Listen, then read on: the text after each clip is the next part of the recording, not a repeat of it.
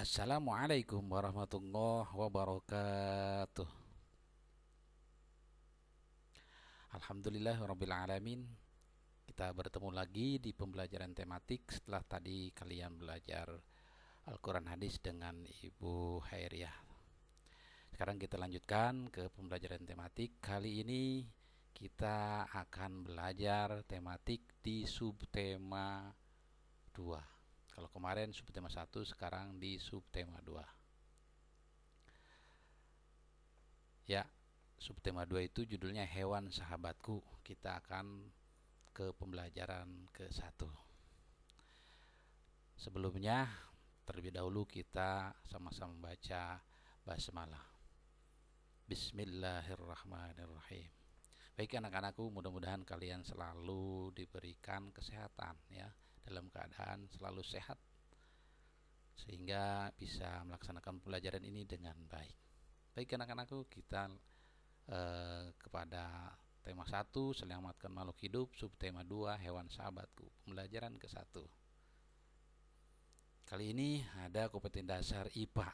Di sini 3.1-nya membandingkan cara perkembangbiakan tumbuhan dan hewan. Kemudian ada 4.1 menyajikan karya tentang perkembangbiakan tumbuhan.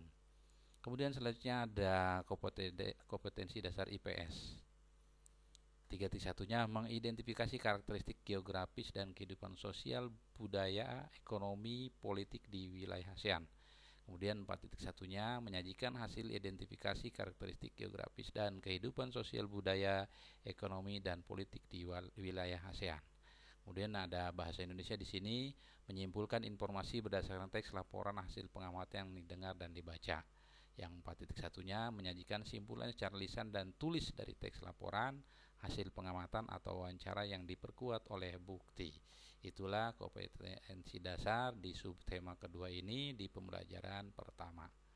Baik, selanjutnya ada tujuan pembelajaran. Di tujuan pembelajaran itu, setelah mendengarkan teks laporan yang dibacakan, siswa mampu menemukan ide pokok dengan bantuan diagram. Yang kedua, setelah menemukan ide pokok dari teks yang dibacakan, siswa mampu mengembangkan ide pokok dengan menggunakan bahasanya sendiri secara rinci. Kemudian setelah membaca teks, siswa mampu mengklasifikasi hewan berdasarkan cara perkembangbiakannya, cara opipar dan pipipar serta manfaatnya. Keempat, setelah berdiskusi, siswa mampu melaporkan hewan berdasarkan cara perkembangbiakan secara opipar dan pipipar melalui tabel dan manfaatnya dengan benar. Kemudian yang kelima, setelah membaca teks tentang ASEAN, siswa mampu menyebutkan kehidupan ekonomi dari dua negara terkait kondisi geografisnya dengan benar. Yang terakhir, setelah berdiskusi, siswa mampu menulis laporan tentang perbedaan kehidupan ekonomi dari dua negara terkait kondisi geografisnya dengan benar melalui diagram Venn. Itulah tujuan pembelajarannya. Mudah-mudahan dari tujuan pelajaran ini bisa kita capai. Baik, kita lanjut.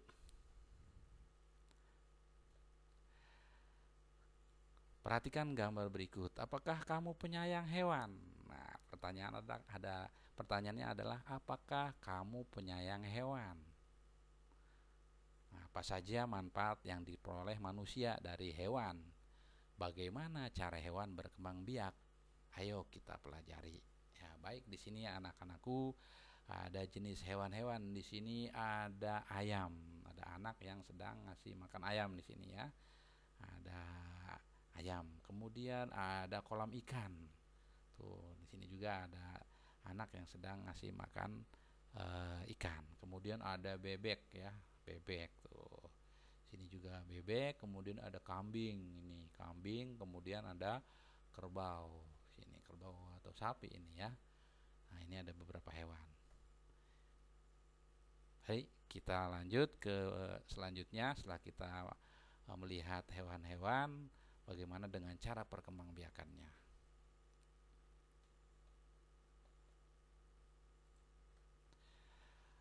Negara-negara di Asia Tenggara memiliki banyak jenis hewan. Beberapa di antaranya ada yang dijadikan sebagai makanan, simbol negara, atau dijadikan binatang peliharaan. Baca teks berikut dan amatilah gambarnya. Perhatikan, nanti ada gambar, kalian amati ya. Gajah putih dianggap suci oleh beberapa negara di Asia Tenggara seperti Myanmar, Kamboja, dan Thailand. Menjaga gajah putih adalah usaha yang sangat mahal karena pemiliknya harus menyediakan makanan khusus untuk gajah. Nah, di sini ada gambar gajah ya, kalian perhatikan ada di sini ada 5 ekor gajah. Dianggap suci oleh beberapa negara di Asia Tenggara seperti Myanmar, Kamboja, dan Thailand. Di Indonesia dikaruniai luas wilayah lautan lebih besar dibandingkan luas daratan. Luas lautan Indonesia mencapai 5,8 juta kilometer persegi ya. Di dalam lautan Indonesia tersimpan potensi perikanan yang cukup besar, salah satunya ikan tuna. Ikan tuna adalah salah satu ikan yang paling banyak dicari negara lain, seperti Jepang, Amerika Serikat, dan Uni Eropa. Nah, jadi kita di laut kita itu terkenal dengan ikan tunanya. Baik, tahukah kalian burung yang hidup di negara tetangga kita? Burung takurdahan. Namanya burung takurdahan, hidup di Malaysia, ini di negara Malaysia. Hewan ini termasuk hewan yang dilindungi negara. Nah, seperti ini jenis burungnya ya.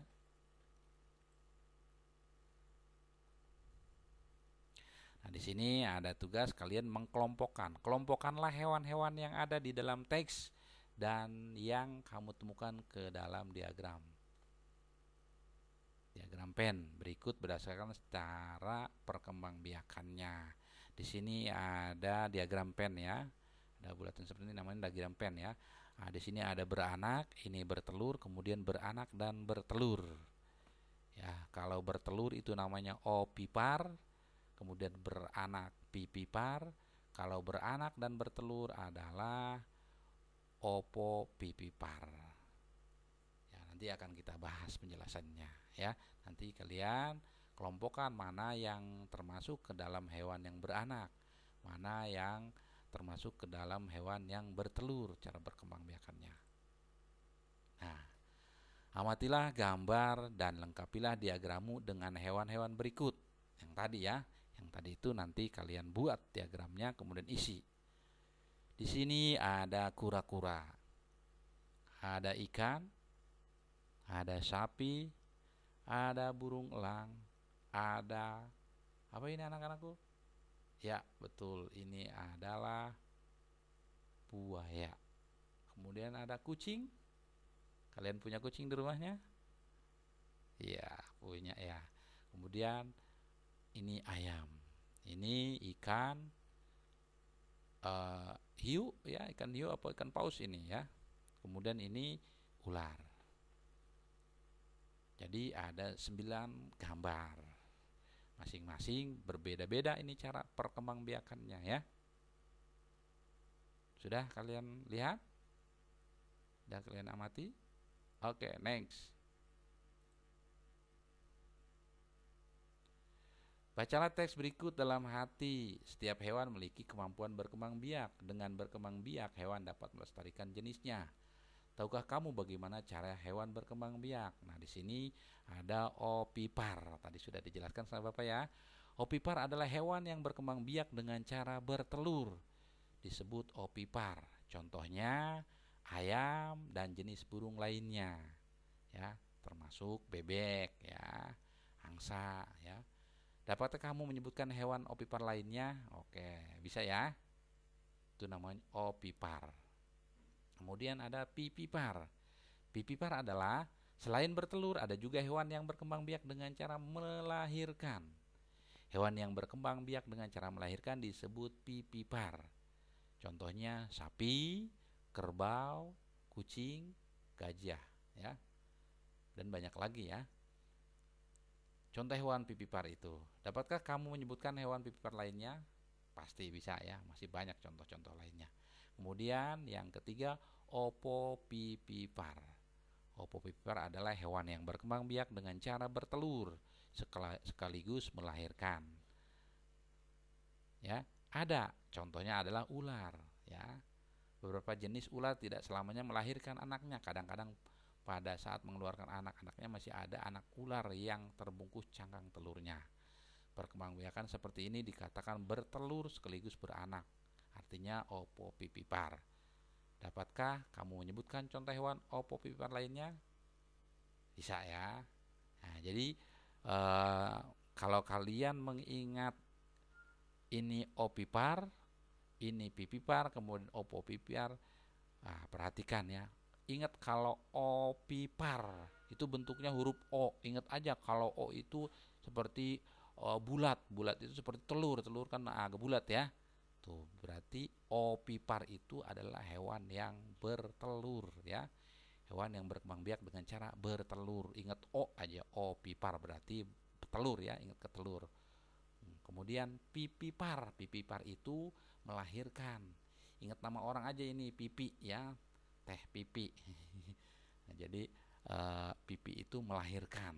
Pipipar berarti hewan dengan cara perkembangbiakannya dengan cara melahirkan, itu pipipar.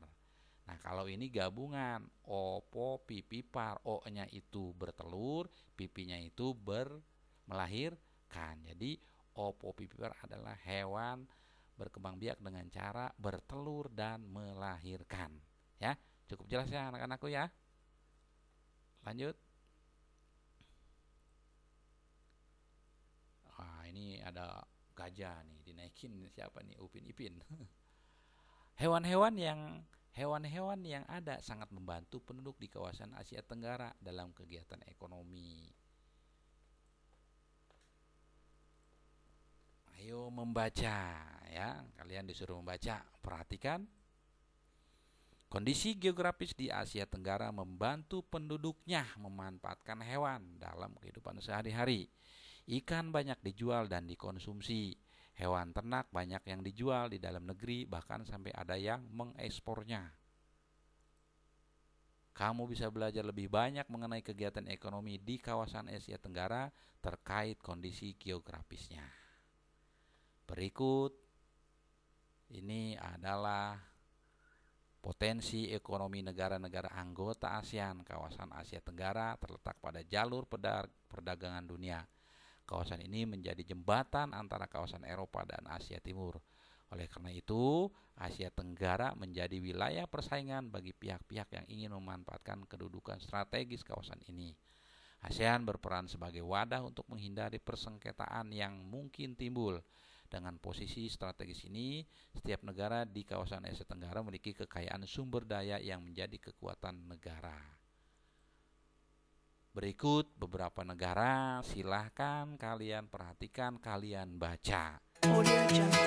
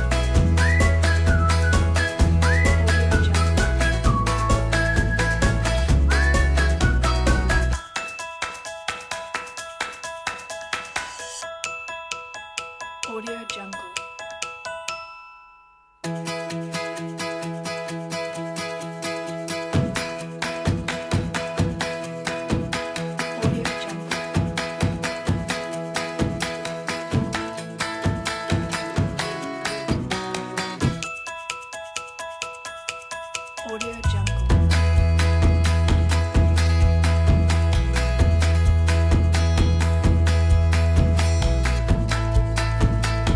Audio Jungle.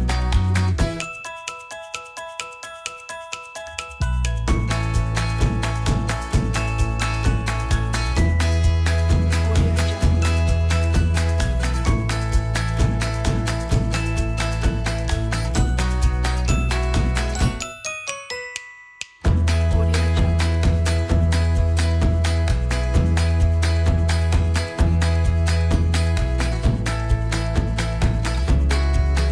Audio Jungle. Audio Jungle.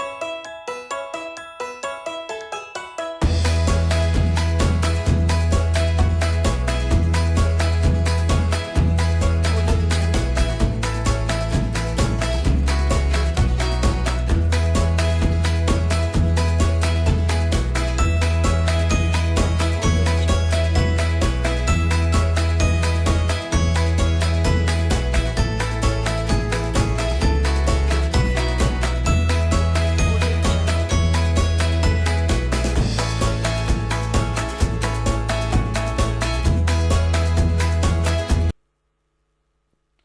Baik, kalian tadi sudah membaca beberapa negara dengan keadaan letak ya strategisnya sebagai sumber ekonomi ya.